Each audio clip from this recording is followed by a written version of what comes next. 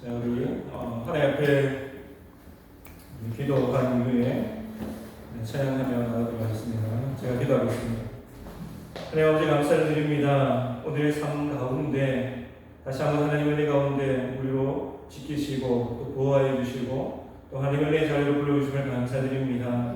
하나님 우리의 마음이 다시 한번 주님께로 향하게 하여 주시옵시고 또 우리의 생각이 다시 한번 주님께로 집중되게 하여 주셔서 오직 하나님께서 기뻐하시는 방향으로 또 하나님께서 기뻐하시는 삶을 살아가며 나아갈 수 있는 우리 모든 미소가 지켜질 수 있도록 주님께서 함께하여 주시옵소서. 하나님 오늘도 예배하고 나아갑니다. 우리 예배를 기쁘게 받아주실 줄 우리가 믿사오며 또 하나님 앞에 기쁨으로 나아가고 예배하고 찬양하며 나아가는 우리의 마음을 주님께서 위로하여 주시고 또 다스려 주시옵시고 또 주님께서 주관하여 주셔서 오직 하나님께만 영광을 드리는 귀한 예배 시간 될 수 있도록 주님께서 함께하여 주시옵소서. 예수님 이름으로 기도드리옵나이다. 아멘. 이 시간에 우리 전능하신 나의 주 하나님 찬양하며 나아가도록 하겠습니다.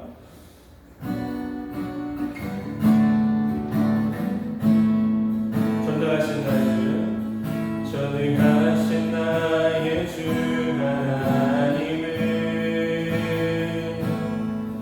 능치 못하신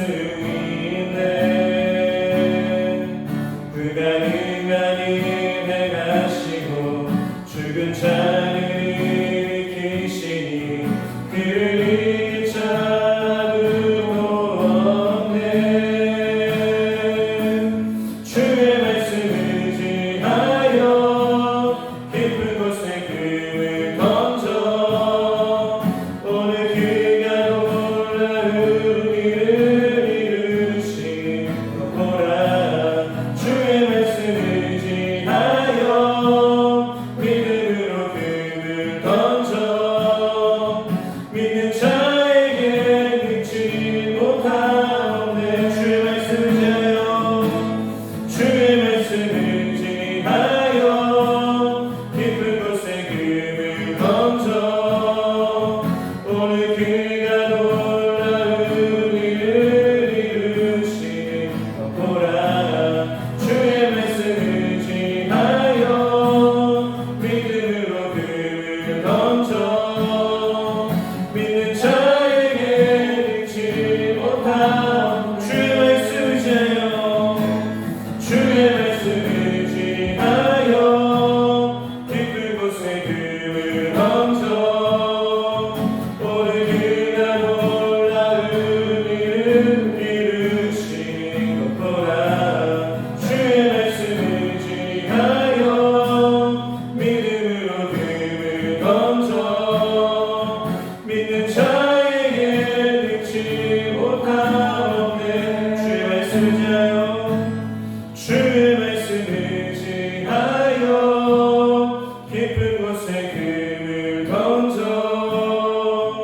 오늘 그가 놀라운 일을 이루시길 보라. 주의 말씀을 의지하여 깊은 곳에 금을 던져 믿는 자에게 능치 못하오네. 내게 허락하신 시련을 통해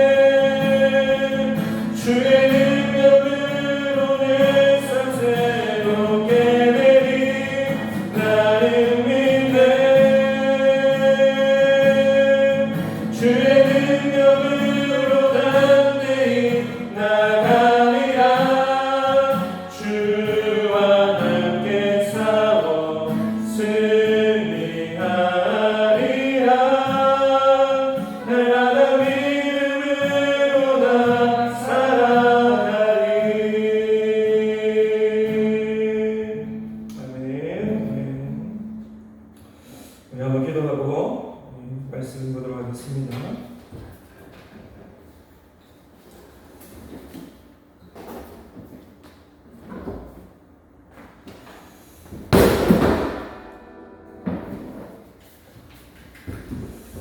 기도하겠습니다. 하나님 아버지 감사합니다. 오늘도 예배하러 나아갑니다. 주님께서 우리 예배를 받아주시옵시고 또 우리가 드린 그 고백마다 우리가 주님을 믿습니다. 주님 나의 생명 되시고 나의 주인 되시고 나의 삶의 전부가 되심을 믿습니다. 주님 나의 힘이 되시고 나의 능력이 되시고 나의 전부가 되어 주셔서 오직 주님만을 바라보며 나아가는 은혜의 시간 되게 달라고 우리 같은 마음으로 같은 소망으로 하나님께 예배하며 나아가는 우리 모든 우리 미소가 시절될 수 있도록 주님께서 함께하여 주시옵소서. 예수님의 이름으로 기도드리옵나이다. 아멘. 오늘 하나님의 말씀 같이 보도록 하겠습니다. 오늘 하나님의 말씀은 요한복음 12장 12절에서 26절 말씀입니다.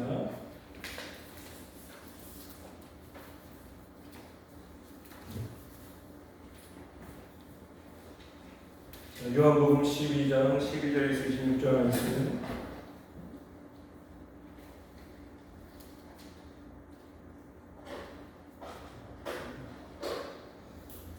자, 우리 하나씩 교독하도록 하겠습니다. 그 이튿날에는 명절에 온 큰 무리가 예수께서 예루살렘에 오신다는 것을 듣고 중나무 가지를 가지고 와서 돌아나가 외치되 호산나 찬송하리로다. 주의 이름으로 오시는 이고 이스라엘의 왕이시여 하더라. 예수는 한 어린 나귀를 보고 타시니 기록된 바 시온 따라 두려워하시느니라. 보라 너희 왕이 나귀 새끼를 타고 오신다 하더라.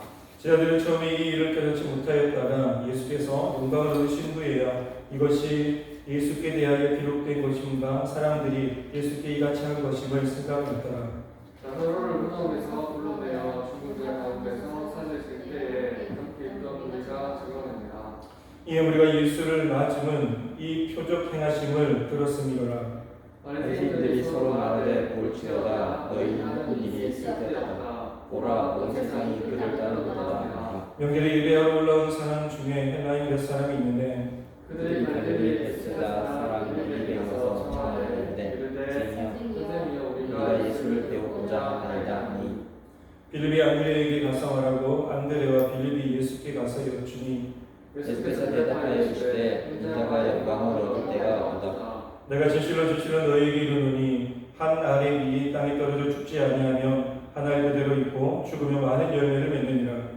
자기의 생명을 사랑하는 자는 잃어버릴 것이요 세상에서 자기의 생명을 미워하는 자는 영생하도록 도전하라. 같이 읽겠습니다. 사람이 나를 섬기려면 나를 따르라. 나 있는 곳에 나를 섬기는 자도 거기 있으리니 사람이 나를 섬기면 내 아버지께서 그를 길이 여기시리라. 아멘. 한 주 동안 잘 지냈습니까? 예. 어떻게 우리 임원들은 받고 오늘 잘 지냈어요? 실컷 쉬었어요? 실컷 쉬었으면 됐습니다.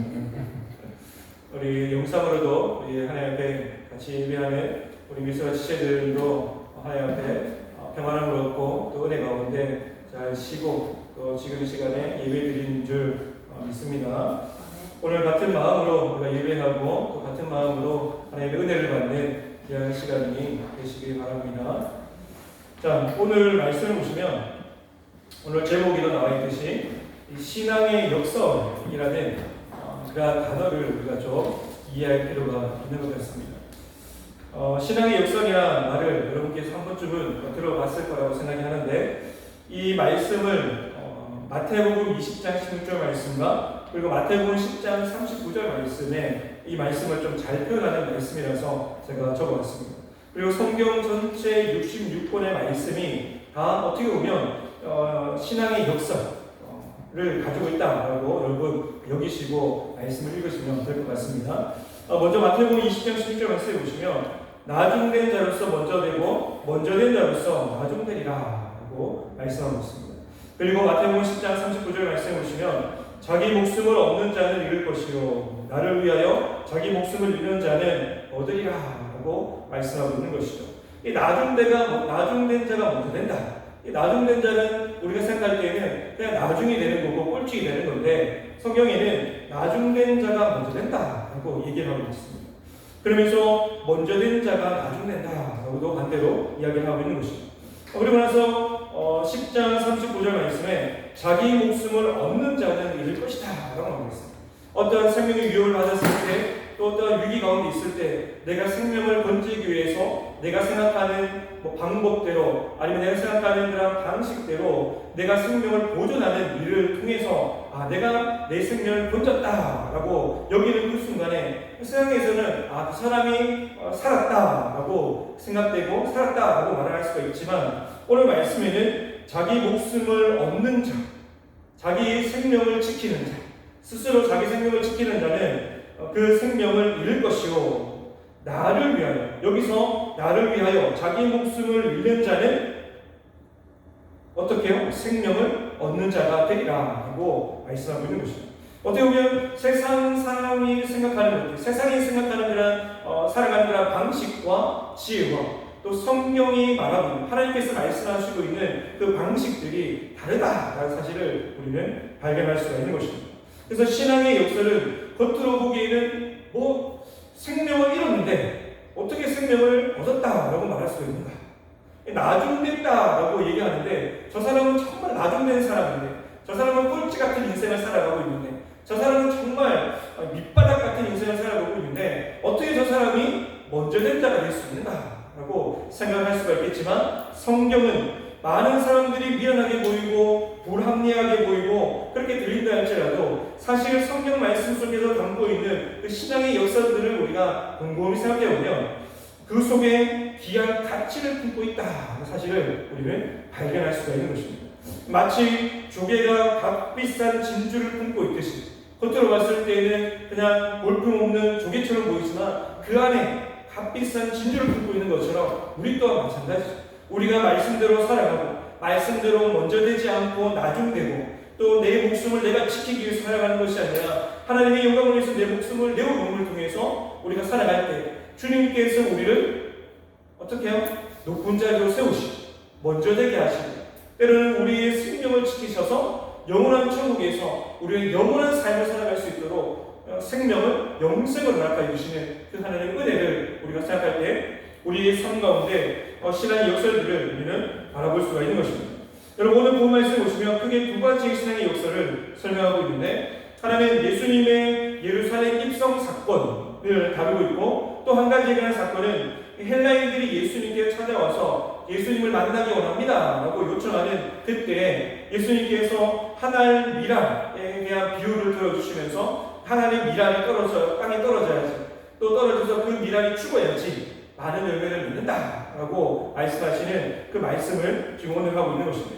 그러면서 이 두 사건이 예수님께서 이제 십자가 지시기를 앞둔 상태, 또 십자가를 향해서 달려가시는 그 상황에서 이 말씀을 하고 있다는 사실을 우리가 좀 염두에 둘 필요가 있는 것입니다. 첫 번째로 예수님의 예루살렘 입성을 통해서 우리가 신앙의 역사를 우리가 살펴볼 수가 있는데 예수님께서 예루살렘 입성 사건은 구약의 선지자 스가랴 선지자가 예언한 예언이 성취된 말씀이다 사실을 우리는 기억해야 합니다. 이 스가랴서 9장 9절 말씀에 이런 말씀이 있습니다. 시온에 따라 크게 기뻐할지어다 예루살렘에 따라 즐거이 부를지어다 보라 내 왕이 내게 임하시나니 그는 공의로우시며 구원을 베푸시며 겸손하여 나귀를 타시나니 나귀의 작은 것 곧 나귀 스킨이라 라고 말하고 있습니다. 이 나귀를 타시는 것도 겸손한 왕, 구원자 되시는 그 왕이 뭔가 대단한 모습으로 화려한 모습으로 이게 갑옷을 두른 말을 타고 온 것이 아니라 나귀를 타고 왔는데 나귀 건장한 나귀 아니면 튼튼한 나귀를 탄 것이 아니라 그것도 나귀 새끼를 타고 왔다라고 구약의 스가랴 선지자가 예언한 대로 예수님께서 그 예언대로 오시는 것을 볼 수가 있는 것입니다. 이 예수님은 베다니에서 벌어진 그 잔치에 참석을 하셨고 그러면 그 이튿날에 명절을 맞이해서 유월절을 맞이해서 온 무리들이 많은 하나님을 믿는 사람들이 하나님 앞에 예배드리기 위해서 예루살렘으로 오는 그 가운데 많은 사람들이 예수님께서 예루살렘에 계신다, 예수님께서 예루살렘에 오신다라는 그런 말을 듣고 두 명까지 나무를 들고 와서 흔들면서 호산나 다윗의 자손이여 찬송하리로다 라고 외치는 그런 장면을 우리는 생각할 수가 있습니다. 그런데 예수님께서 예루살렘에 입성하시면서 23절 말씀 가운데 이렇게 말씀하시는데, 예수께서 대답하여 이르시되 인자가 영광을 얻을 때가 왔도다 라고 말씀합니다. 이 말씀을 직역하면 이렇게 우리가 직역할 수 있는데, 영광을 얻어야 할 때가 왔다, 즉 지금은 영광을 얻을 때가 되었다, 지금은 내 때가 되었다라고 이야기를 할 수가 있습니다. 우리가 예수님을 생각할 때 예수님은 아까 스가랴의 말씀 가운데도 겸손한 왕, 겸손한 분으로 이 땅에 오셨다, 그래서 그분이 나귀 새끼를 타고 오셨다라고 이야기를 하고 있습니다. 그런데 오늘 본 말씀을 보면 예수님께서 영광을 받으실 때가 왔다, 내가 영광을 받을 때가 왔도다라고 스스로 자기 자신을 가리켜서 말씀하시는 것을 볼 수가 있는 것입니다. 이 말씀을 들었을 때 평소와는 좀 다르다, 예수님의 모습과는 좀 다르다라는 사실들을 우리가 좀 직감을 하고 생각할 수가 있습니다. 왜냐하면 예수님은 종종 자신의 때를 나타내고 또 자신의 때를 이야기할 때 아직까지 내 때가 되지 않았다, 내 때가 아직 이르지 않았다라고 그렇게 몇 번 말씀하셨기 때문입니다. 여러분, 가나 온리 잔치에 포도주가 떨어졌을 때에도, 그때에도 예수님의 어머니 마리아가 포도주가 떨어졌다라고 얘기할 때 예수님께서는 아직 내 때가 이르지 않았습니다 라고 얘기하시면서 하나님의 사역을 하고 하나님의 일을 할 때가 아니다라는 사실들을 언급하신 적이 있습니다.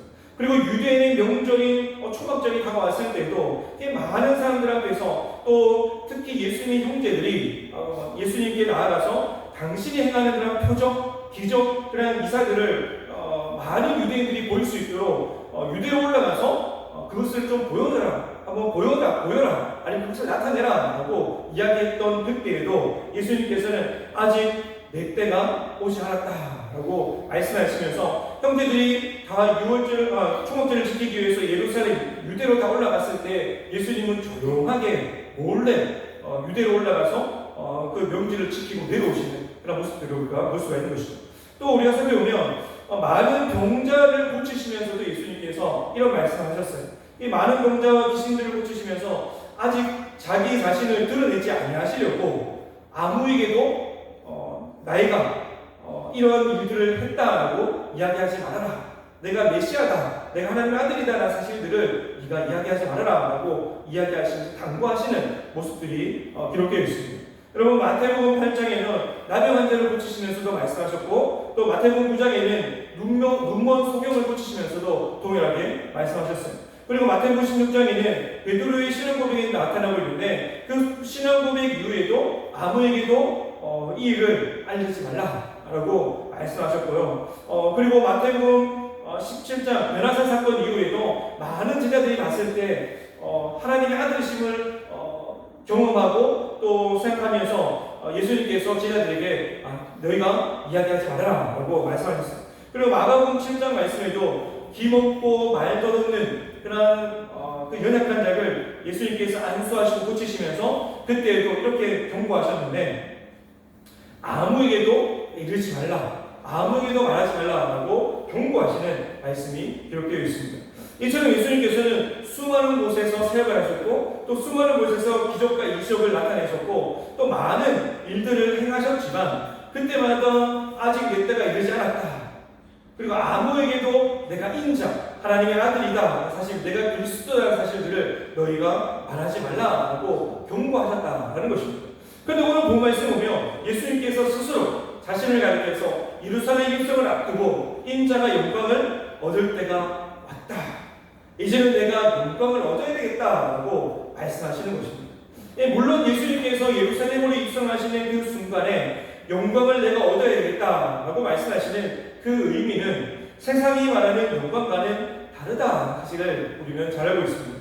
우리가 생각할 때는 예수님께서 구원자, 메시아, 이스라엘 백성들이 얘기하는 구원자, 메시아 상이 아직까지 이스라엘 백성들이 로마의 식민지에 있었기 때문에 메시아가 오시면 이 로마의 식민지로부터 우리가 해방될 것이다, 우리가 자유하게 될 것이다, 우리가 독립하게 될 것이다, 우리 다시 한 번 더 다윗 왕국 그 시절에 다윗이 영토를 확장시키고 또 강대국으로서 정말 온 나라의 위세를 떨쳤던 그때를 생각하면서 메시아, 하나님께서 보내주신 하나님의 그런 아들이 메시아가 이 땅에 오시면 그때 다윗 왕국처럼 이스라엘 나라가 다시 한 번 더 부강한 나라, 부흥하는 나라가 될 것이다 라고 생각했다는 것입니다.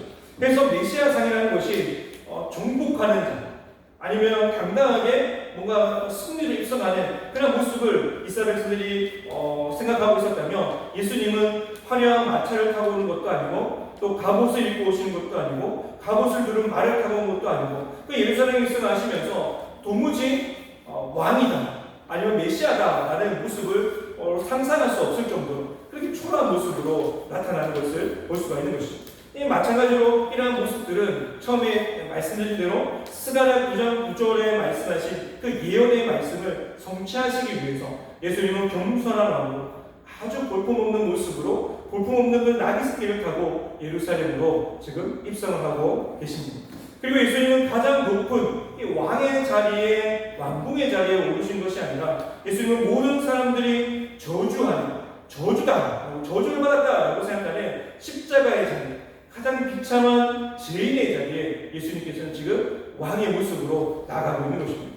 그리고 예수님께서 십자가의 자리로 돌아가실 때에도 왕처럼 면류관이라든지 왕관을 쓰시는 것이 아니라 가시 면류관을 쓰셨고, 또 예수님은 왕의 자리가 아니라 가장 낮은 자리, 가장 비참한 자리, 가장 극악한 죄인이 처하는 그 자리, 바로 십자가라는 그 자리로 나아가시면서 예수님께서는 그 하나님 예수님께서 생각하시는 예수님께서 말씀하시는 영광의 때가 하나가 이르렀다라고 말씀하시는 그 영광의 때가 바로 십자가로 나아가는 길, 십자가를 지시기 위해서 예루살렘으로 입성하시는 그 길을 지금 의미하고 있는 것입니다.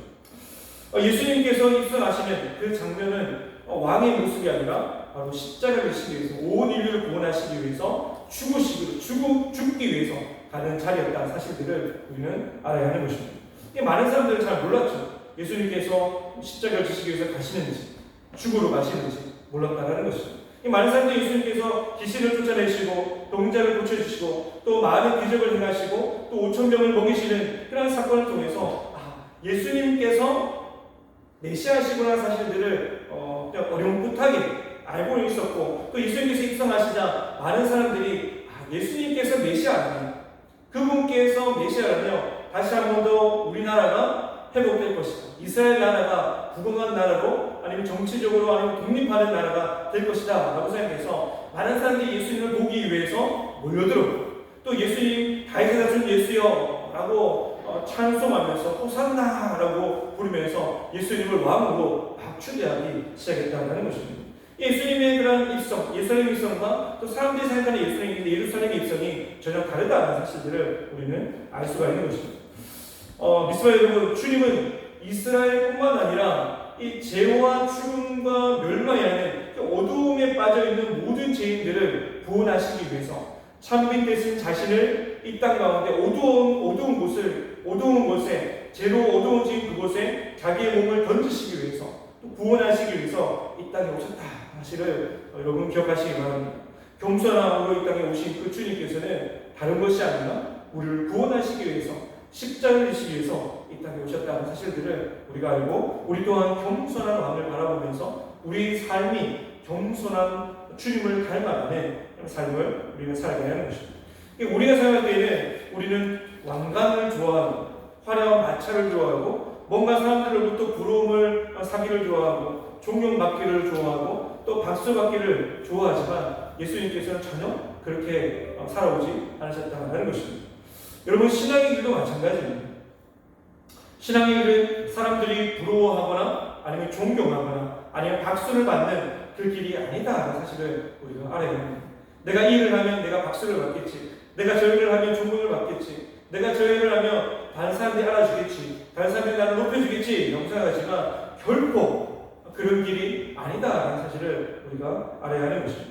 또한 화려한 시설을 끌지도 못하는 자리이고, 또 오직 예수님처럼 어린 나귀 새끼를 타고 초롱하게 가는 그 길이라는 사실들을 우리가 알아야 하는 것입니다. 그 길은 많은 사람들이 찾지도 않는 길이고 또 넓은 대로로 확장된 길도 아닙니다. 아무도 찾지 않는 길, 험한 길, 좁은 길, 그 길이 바로 우리가 걸어가야 될 그 길이고 주님께서 나를 따르라 라고 말씀하신 십자가의 길이고 믿음의 길이다 라는 사실을 우리가 알아야 한다는 것이죠. 그리고 그 길이 바로 주님의 제자들이 따라가야 할 길이다 사실을 우리는 알아야 합니다. 여러분, 주님께서 오늘 예루살렘 입성을 통해서 나귀 새끼를 타고 예루살렘에 입성하시는 그런 모습은 사실 우리가 나아가야 될, 우리가 신앙으로 살아가야 될 그 길이 어떤 길인가를 간접적으로 지금 보여주고 있는 것입니다. 우리가 주의를 한다고 해서 다른 사람들부터 뭔가 대단하다고 여겨지는 그러한 삶이 아니라 주님처럼 묵묵하게 겸손하게 한 영혼을 구원하시기 위해서 또 한 영혼을 구원하기 위해서 하나님의 영광을 위해서 겸손하게 달려가는 자, 아무도 알아주지 않는다 할지라도 아무도 인정하지 않는다 할지라도 겸손하게 그 길을 걸어가는 그런 삶을 통해서 우리가 나아갈 때 주님의 제자의 길을 걸어가는 것이고 하나님께서 기뻐하시는 길을 걸어가는 것이고 자기 십자가를 지고 걸어가는 것이고 믿음의 길을 걸어가는 그 길이라는 사실들을 우리가 알고 겸손하신 예수님을 닮아가는 우리 미스바 지체들이 되시기 바랍니다. 그리고 두 번째로 하나님 일이 땅에 떨어져서 열매를 많이 맺는다라고 말을 하고 있습니다. 이 유월절을 맞아서 예배드리러 올라온 많은 사람들 중에 헬라인들이 예수님께로 찾아오는 오늘 말씀이 20절에 기록되어 있습니다. 이 헬라인들은 구약의 말씀에도 좀 능한 사람들이었고 구약의 말씀에도 관심이 있었던 사람이기에 예수님께서 행하시는 그런 이적, 표적 그리고 행하시는 기적들을 바라보고 말씀들을 바라보면서 저분이 메시아이실 것이다 라고 직감했던 것 같아요. 그래서 이들은 갈릴 출신, 베세다 출신의 그런 제자인 빌립에게 찾아가서 이렇게 얘기합니다. 21절 말씀 가운데 그들이 갈릴리 베세다 사람 빌립에게 가서 청하여 이르되 선생이여 우리가 예수를 배우고자 하나이다라고 그렇게 지금 요청을 하고 있습니다. 그런데 우리가 분명히 알아야 될 것이 있다면 예수님께서 이 헬라인들을 만나시고 나서 바로 선포하시고 말씀하시는 것이 있다면 23절 말씀 가운데 비로소 인자가 영광을 얻을 때가 어떠다 하고 그때 비로소 말씀하셨다는 것입니다. 우리가 분명히 알아야 될 것이 있다면 예수님이 말씀하시는 영광의 때 예수님이 약속하신 영광을 받으시기 위한 그때가 어떤 때냐라는 사실을 우리가 좀 알아야 하는데 그때는 바로 극심한 고통의 골짜기를 지나가야 할 때고 그 고통의 골짜기를 들어가야 할 때라는 사실들을 우리가 알아야 한다는 것입니다. 아까 말씀드린 것처럼 십자가의 사건을 통과해야지 주님께서 영광을 받으시는 그때가 온다라고 말씀을 하고 있는 것입니다. 이 십자가의 사건을 통해서 통과한 이후에 그 이후에 비로소 예수님께서 말씀하시는 그대로 영광스러운 부활의 때가 있는 것이고 영광스럽게 승천하시는 때가 있는 것이고 승계의 때가 온다라는 것입니다. 여기서 승계라는 것은 예수님께서 온 인류를 구원하시기 위해서 대속의 그런 사건, 속죄의 그런 일들을 모두 다 감당하신 이후에 그것이 바로 십자가를 지시고 죽으시고 또 3일 만에 부활하신 그 이후에 창세 전의 위치로 다시 돌아가는 영광의 모습으로 영광로운 그런 모습으로 다시 돌아가는 그때를 의미하는 것입니다. 그때가 바로 승기, 다시 돌아간다. 하나님의 영광의 때로 다시 돌아간다라는 그런 의미가 있다는 것입니다. 예수님은 복음의 핵심을 이렇게 얘기하고 있는데 헬라인들이 찾아와서 내가 주님을 만나기 원합니다 라고 이방인들이 예수님을 만나기 원합니다 라고 했던 그때 예수님께서는 내가 이제 십자가를 질 때이고 또 십자가를 지고 난 이후에 영광을 내가 얻을 때이다 사실들을 예수님께서는 확실한 증거로 여기시고 이제 십자가를 지시기 위해서 한 걸음 한 걸음 나아가시는데 그 십자가를 지시고 나아가시는 그 길 가운데 24절 말씀 가운데 이러한 확실한 복음을 우리에게 전해주고 있습니다. 내가 24절 말씀 보면 내가 진실로 진실로 너희에게 이르노니 하나의 밀이 땅에 떨어져 죽지 아니하며 하나의 그들이 있고 죽으면 많은 열매를 맺느니라 하고 말씀합니다. 그리고 이 9절 25절 말씀 가운데 연결해서 이렇게 말씀하시는데 자기의 생명을 사랑하는 자는 잃어버릴 것이요 이 세상에서 자기의 생명을 미워하는 자는 영생을 보존하리라 라고 말씀하고 있습니다. 이 위의 말씀처럼 하나의 밀이 땅에 떨어져서 썩지 아니하면 아무런 열매를 맺지 못한다라고 우리에게 말씀하듯이 이 하나님의 미랄, 또 땅에 떨어져야 될 미랄, 썩어져야 될 그 미랄을 상징하는, 의미하는 그 대상이 누구인가? 우리는 잘 알고 있죠? 바로 예수 그리스도입니다. 예수 그리스도께서 이 땅 가운데 하나님의 미랄로 오셨고, 또 이 땅 가운데 하나님의 미랄로 땅에 떨어져서 썩어져 죽어야지만이 많은 열매를 맺는다고 간접적으로 비유적으로 지금 예수님께서 말씀하고 있는 것이죠. 예수님께서 십자가를 지시지 아니하시면, 예수님께서 이 땅 가운데 하나님의 미랄로 오시지 않았다면 우리가 구원을 받을 수 없다라고 이야기하고 있는 것입니다. 그리고 예수님께서 십자가를 지시고 죽지 아니하시면 많은 사람들을 구원할 수 없고 많은 사람들이 하나님 나라에 들어갈 수 없다는 사실 또한 우리에게 말씀하고 있는 것입니다. 그래서 우리를 구원하시기 위해서, 우리를 하나님의 백성으로 회복시켜 나가시기 위해서, 하나님 나라를 우리로 하여금 인도하시기 위해서, 구원의 길을 주님께서 열어나가시기 위해서 내가 하나님의 미랄로 이 땅에 왔고, 그 하나님의 미랄로 내가 살았고, 하나님의 미랄로 내가 이제 십자가를 지고 내가 죽음으로 나아갈 것이다. 내가 이제 십자가를 질 것이다. 내가 죽을 것이다 라고 의미하는 것입니다.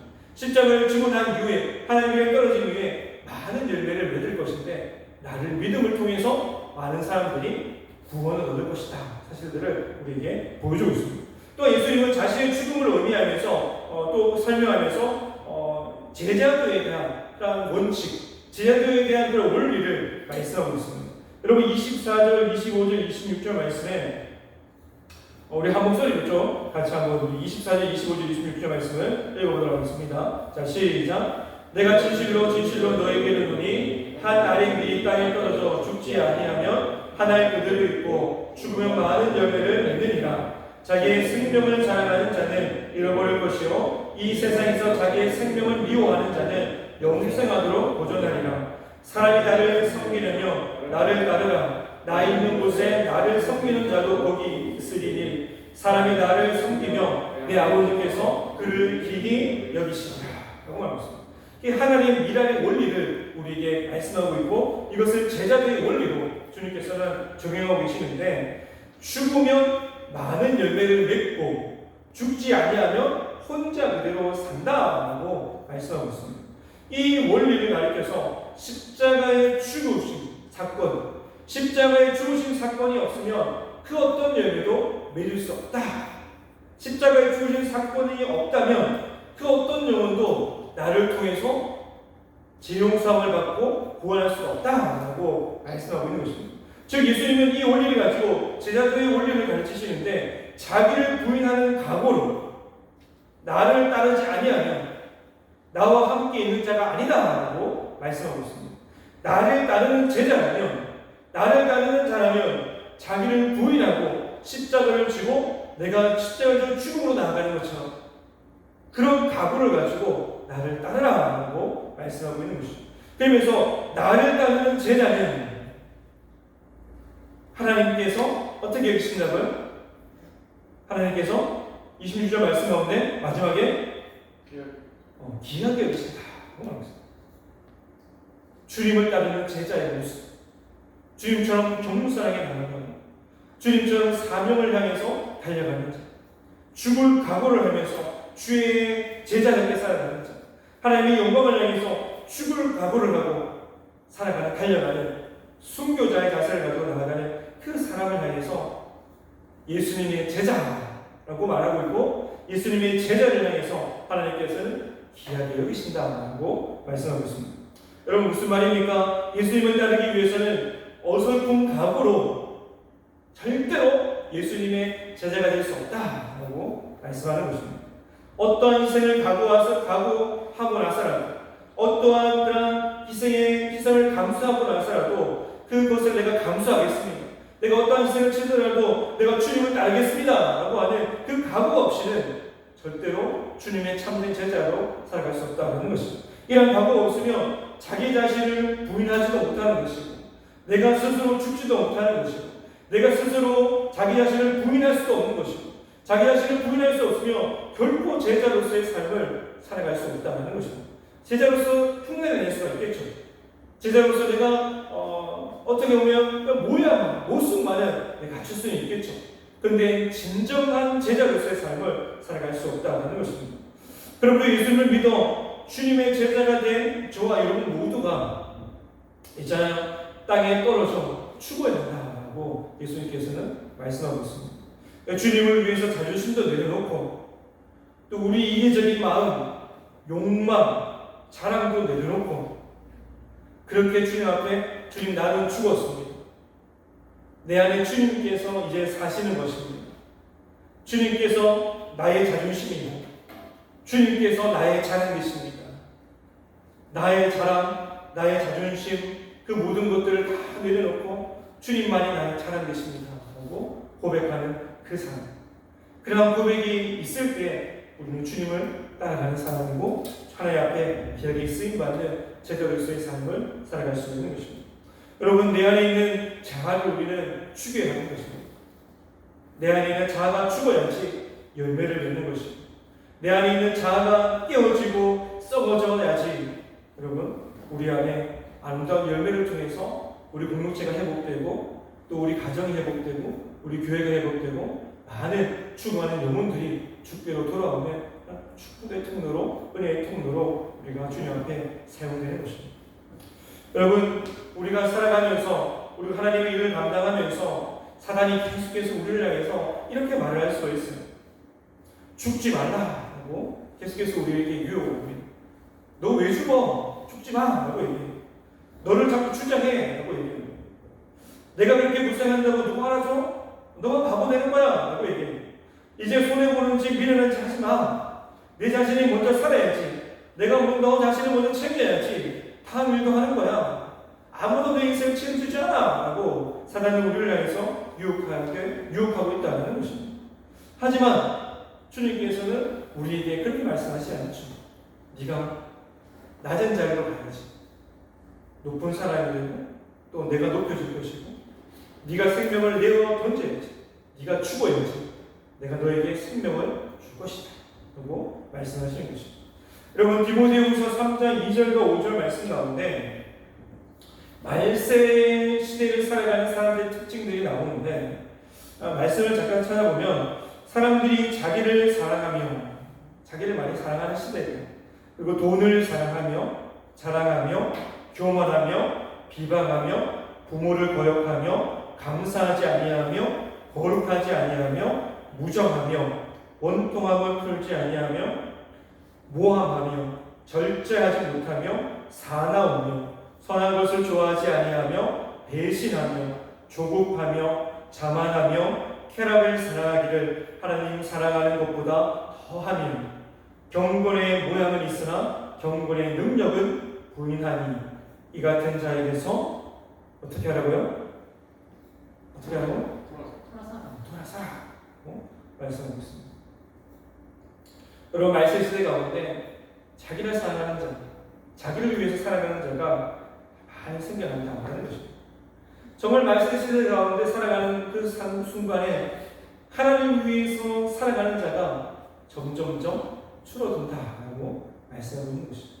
하나님을 진짜 사랑하는 자가 줄어드는 것입니다. 주의 몸된 교회를 위해서 섬기는 자가 줄어드는 것입니다. 자기의 것을 챙기기 위해서, 자기의 것을 구하기 위해서, 자기의 만족을 구하기 위해서 하나님의 것을 자꾸만 밀어내는 시대. 말세 시대에는 그런 것들이 많이 일어난다는 것입니다.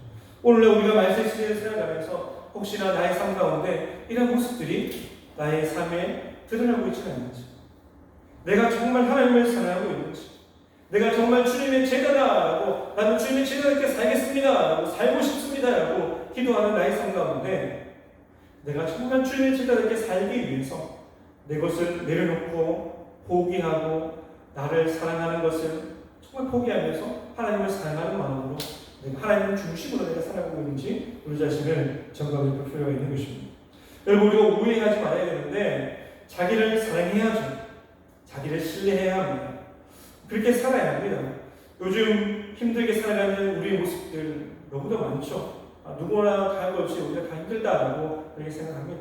그래서 우리는 자신을 사랑하고 자신을 신뢰하면서 힘을 내야 합니다. 용기를 내야 합니다.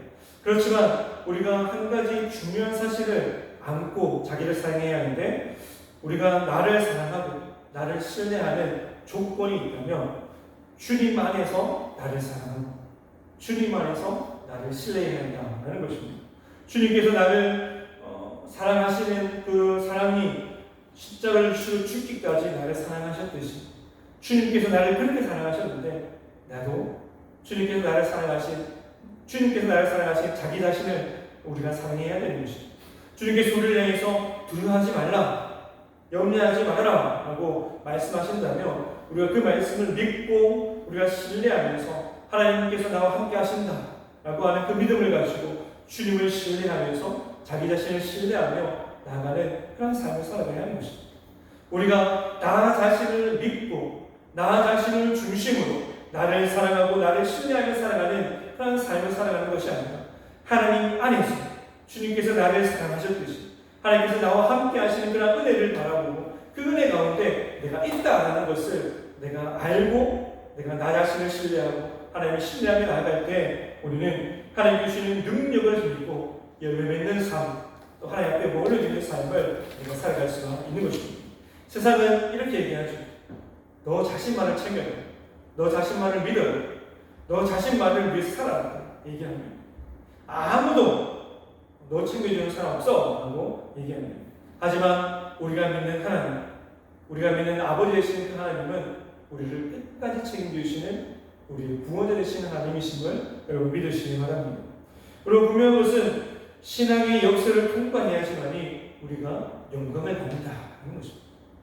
고난의 때를 우리가 통과해야지만이, 우리가 십자가를 져야지만이, 광야의 때를 우리가 통과해야지만이 그 광야의 그런 때 우리의 믿음이 빛나는 것이고, 그 우리가 고난의 때를 통과하는 그 순간에 우리의 믿음이 자라나기 때문에 그 고난의 때를 통과한 이후에 하나님께서 우리에게 더 큰 은혜의 선물로 주시는 그 선물을 통해서 우리는 더 기뻐할 수 있고 더 감사할 수 있고 더 아름다운 사역과 더 아름다운 삶을 우리가 살아갈 수가 있는 것입니다. 여러분, 주님께서는 우리에게 이렇게 합니다. 너의 길을 가라 라고 세상이 가치관을 두고 그렇게 얘기하는 삶을 쫓아가지 말고 반대로 자기 자신을 죽여서 십자가에 내려놓고 겸손하게 나를 따라서 살아가라고 말씀하고 있습니다.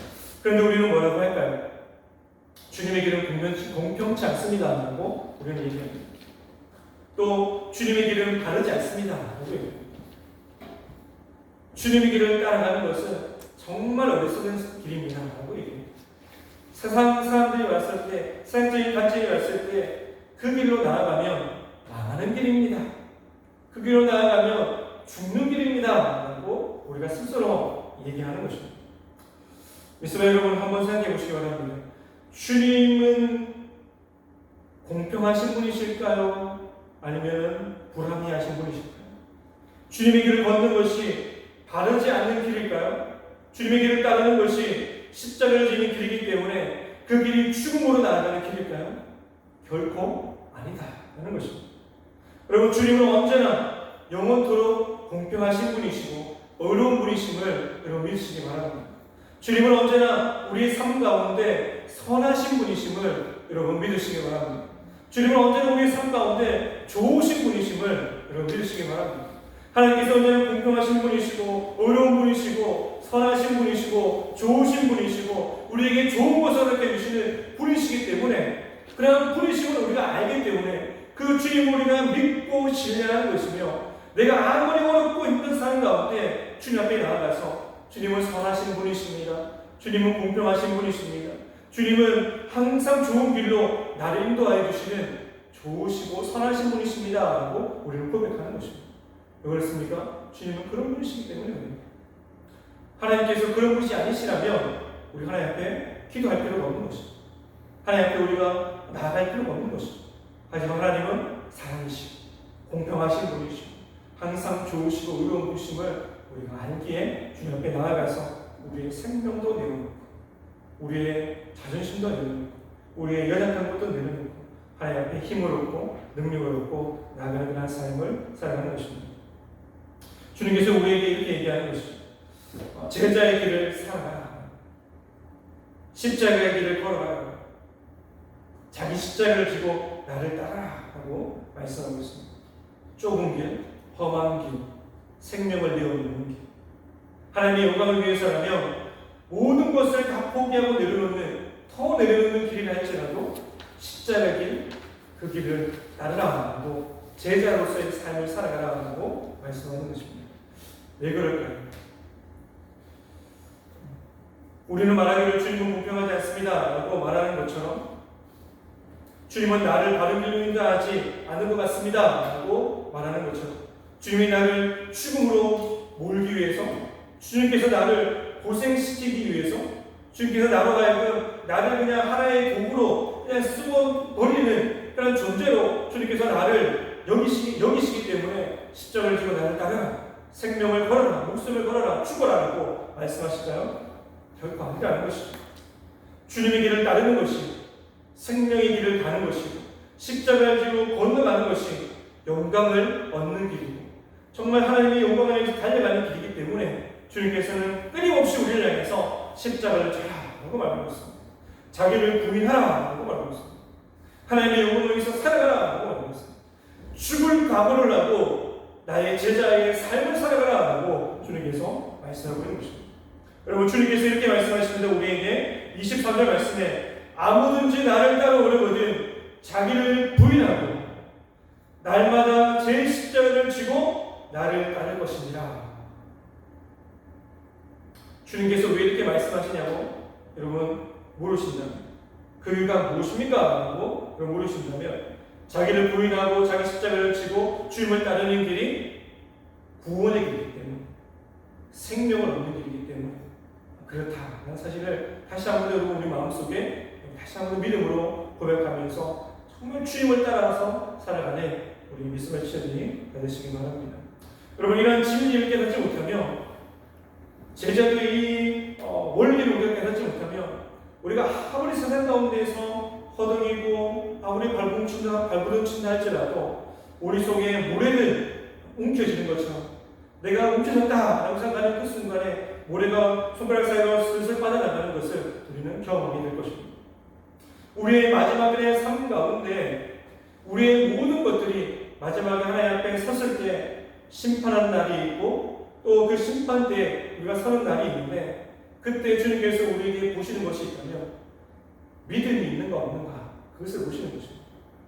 너 믿음을 가지고 어떻게 살았나 하고 주님께서 우리에게 그것을 보신다는 것입니다. 세상의 가치관을 두고 자기를 부인하지 않고 썩어져 죽지도 않고 주님이 나 살았습니다 라고 여기면서 살아가는, 아니면 주님의 제자답게 하나님의 백성답게 정말 하나님의 영광을 위해서 하나님을 사랑하는 마음으로 정말 자기의 생명까지 내어놓는 각오를 하면서 하나님을 사랑하는 마음으로 하나님의 영광을 위해서 열매 맺는 그런 삶을 살아갑니다. 그것을 주님께서 마지막에 우리를 심판하시는 날이 분명히 올 것입니다. 여러분, 베드로후서 3장 11절 말씀에 하나님의 날이 임하기를 바라보고 간절히 사모하라 라고 말하고 있습니다. 그날에 하늘이 불에 타서 풀어지고 물질이 뜨고 불에 녹으려니와 라고 말하고 있습니다. 마지막 심판 때에는 하늘에 불이 내려와서 모든 것이 다 사라지는 그 날이 올 것이다 라고 말씀하고 있는 것입니다. 믿음의 여러분, 오늘 말씀을 통해서 깊이 한번 자기 자신을 들여다보시기 바랍니다. 한번 생각해 보시기 바랍니다. 나는 주님과 함께 죽었는가? 나는 십자가를 지신 주님을 따라서 살아가는, 나의 십자가를 지고 따라가는 주님의 제자로서의 삶을 살아가고 있는가? 한번 점검해 보시기 바랍니다. 그리고 우리 주님께서 다시 한번 우리에게 이렇게 말씀하십니다. 내가 진실로 진실로 너희에게 이르노니 하나님의 미리 땅에 떨어져 죽지 아니하면 하나님 그대로 있고 죽으면 많은 열매를 맺느니라. 자기 생명을 사랑하는 자는 잃어버릴 것이요 이 세상에서 자기의 생명을 미워하는 자는 영원토록 보존하리라. 오늘 이 말씀을 깊이 묵상하시고 또 하나님을 바라보시면서 내가 정말 주님의 제자로서 살아가고 있는지, 하나님 내가 주님의 제자로서 살아가기를 원합니다 라고 다짐하고 결단하는 귀한 시간 되시기 바랍니다. 사랑하는 믿음 여러분, 주님께서 우리를 위해서 하나님의 미랄이 되신 것처럼 하나님 미랄로 이 땅 가운데 십자가를 지시고 우리를 구원하시기 위해서 자기의 생명까지 넣으신 그 주님의 그러한 사랑을 우리가 기억하면서 우리도 주님을 따라서 하나님 미랄이 되시기를 바랍니다. 우리 공동체를 향해서 하나님 나라를 향해서 또 하나님의 영광을 향해서 또 죽어가는 그 영혼들을 향해서 우리가 하나님 미랄이 되고 썩어지고 또 죽어져서 그 영혼을 주께로 인도하고 또 주의 몸되기를 세워나가를 통해서 하나님께 영광을 올리는 삶을 살아가는 주님의 제자들이 되시기 바랍니다. 주님과 함께 죽고 주님과 함께 자기 자신을 부인하고 주님 앞에 하나님의 영광, 하나님의 기약이 쓰임받는 제자로서의 삶을 살아갈 때 하나님께서 우리로 하여금 한 사람 한 사람을 주님께서 부르시면서 나의 귀한 자녀, 나의 귀한 백성, 나의 귀한 하나님의 일꾼들, 종들, 주님의 제자여라고 주님께서 말씀하시면서 우리가 하나님 앞에 기약이 쓰이는 그릇처럼 주님 앞에 쓰임받아서 하나님 앞에 영광을 올려드리는 삶으로 주님께서 우리에게 채워주시는 기쁨의 삶을 누리며 살아가는 우리 모든 믿음의 지체들이 되시기 바랍니다. 우리 같이 한번 기도드리며 나가도록 하겠습니다. 기도하겠습니다. 하나님 아버지 감사를 드립니다. 우리의 삶 가운데 다시 한번 하나님의 은혜를 바라보고 또 하나님의 사랑을 바라보고 십자가의 그 은혜를 바라보며 우리가 나아가야 될 그 길이 어떤 길인지 또 주님을 따라가는 그 길이 제자로서 살아가는 길이 어떤 길인지를 우리가 알고 날마다 주님 가신 그 길을 걸어가고 주님 가신 십자가의 길을 걸어가고 우리가 죽을 각오를 하고서 주님만을 사랑하고 하나님의 영광을 살아가며 나아가는 주님의 제자들이 다 될 수 있도록 주님께서 함께하여 주시옵소서. 하나님 우리가 하나님 앞에 귀하게 쓰임받는 존재로 살아가기 위해서 주님의 제자답게 우리가 살아갈 때 주님께서 우리를 귀하게 여기신다는 사실들을 우리가 다시 한번 기억하면서 세상의 가치관이 아니라 신앙의 역사를 통해서 하나님께서 우리에게 채워주시고 부어주시고 하나님께서 우리를 세우시고 하나님께서 우리를 귀하게 여기시는 하나님의 사랑으로 우리를 만들어가지고 빚어가시는 하나님의 그러한 방법을 우리가 알고 주님의 제자답게 하나님의 백성답게 살아갈 수 있도록 우리의 믿음을 붙들어 주시옵시고 우리의 생각을 붙들어 주시어서 우리의 자존심도 내려놓고 우리의 자랑도 내려놓고 우리의 모든 것들을 다 내려놓고 오직 하나님만을 자랑하고 하나님만을 우리가 영광 올려드리며 또 우리의 모든 자존심이 주님께서 나의 자존심입니다 라고 여기면서 우리가 찬양하며 예배하며 하나님의 영광을 살아갈 수 있는 우리 모든 미소의 시절 될 수 있도록 주님 함께하여 주시옵소서. 예수님 이름으로 기도드리옵나이다. 아멘. 우리 찬양 한번 하고 잠깐 기도하고 마치도록 하겠습니다.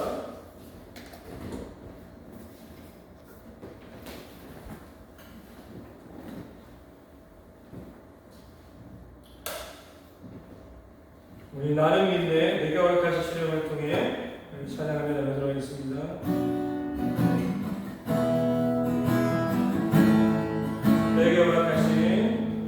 내게 허락하신 시련을 통해 나의 믿음 더욱 강하게 자라나고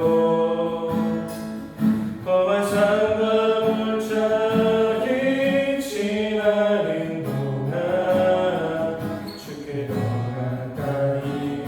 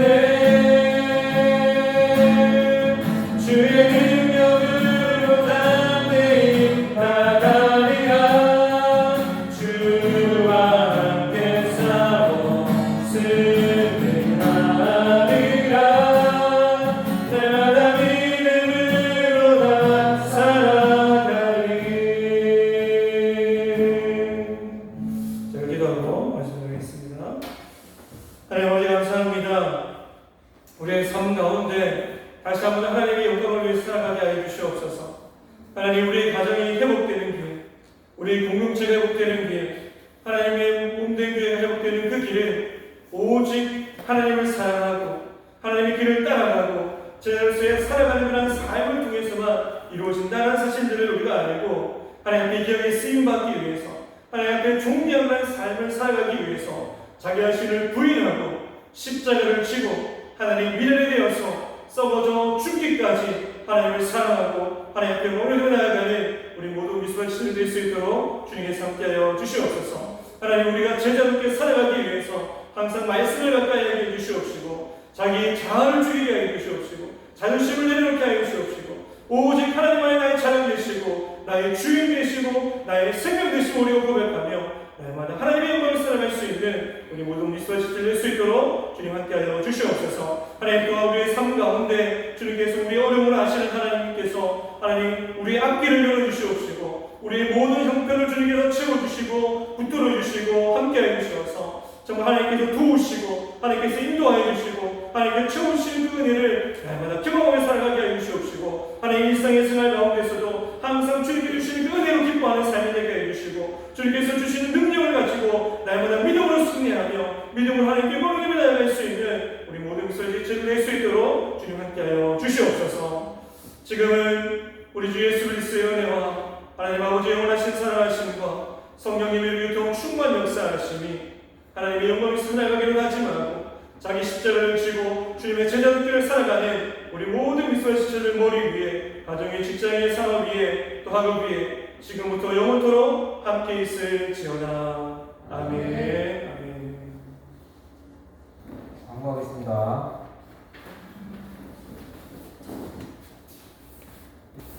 이스라엘에 나오신 모두를 환영합니다. 네, 드라이브 모임은 이제 기한이 없어졌고요. 지금 코로나가 너무 심해져서 일단은 각주 알아서 기한 없이 그냥 자유롭게 보내시면 좋겠습니다. 시간 날짜 잡아서 알아서. 네, 알아서 시간 날짜 잡아서 알아서. 네, 미스바 수련회가 취소를 하기로 했습니다. 지금 추석 이후 코로나 확산세가 너무 심해서 취소를 하는 게 아무래도 맞지 않나 싶어서 일단 계획했던 10월 2일, 3일에 있던 수련회 취소를 했고요. 다른 활동을 계획하고 있으니까 많은 기대 부탁드릴게요. 네, 유튜브에 저희 교회 채널 개설했는데 경상은혜로 교회 또는 은혜로 교회 미스바를 검색하시면은 예배 영상이 있으니까 꼭 좀 봐주세요. 네, 이번 주 일요일부터 이제 특세가 있는데 대면 유튜브 실시간 모두 다 가능하니까 3주간 진행됩니다. 9월 27일부터 10월 15일까지 3주간 새벽 5시에 타임 목사님 주관을 하니까는 많은 참여 부탁드리겠습니다. 오늘 이것으로 예배를 마치도록 하겠습니다.